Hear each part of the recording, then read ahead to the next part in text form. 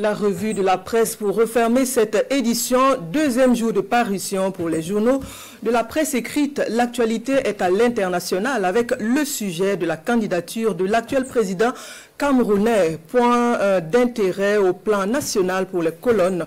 Les formations des imams, une activité de la FAIB, la Fédération des associations islamiques du Burkina. Mariam Tamboura. Formation des imams sur le discours religieux, la FAIB fait sa part de chemin, écrit le journal Le Pays. Dans ses colonnes, le journal mentionne que la Fédération des associations islamiques du Burkina a organisé du 12 au 13 juillet une formation sur l'harmonisation du discours islamique et l'utilisation responsable des réseaux sociaux au profit de plus de 250 imams, prêcheurs et prédicateurs.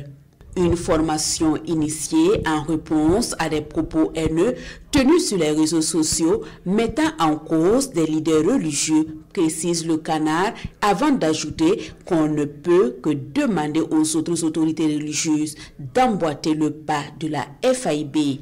Le journal Le Quotidien salue surtout la mise en place d'un comité d'écoute du discours islamique, c'est dit. Ce nouvel organe de veille, de suivi et de régulation du discours religieux est non seulement une réponse aux dérives observées dans l'espace médiatique et numérique, mais aussi un puissant signal d'engagement pour une religion responsable et au service de la paix, poursuit le journal Le Quotidien qui conclut qu'il revient à tous de l'amplifier, de l'accompagner et d'en faire un levier pour la reconstruction morale et sociale au Burkina Faso.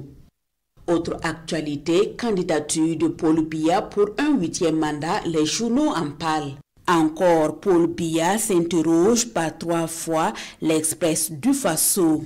À vrai dire, Paul Biya, après 43 années de pouvoir, ne peut en aucun cas être la solution aux préoccupations de la jeunesse camerounaise, en particulier et de l'Afrique centrale en général. Une question que Citoyen se pose également, peut-il encore apporter au Cameroun qu'il n'a pu faire pendant toutes ces années? En tous les cas, pour aujourd'hui au Faso, si ça convient aux Camerounais, quel est le problème?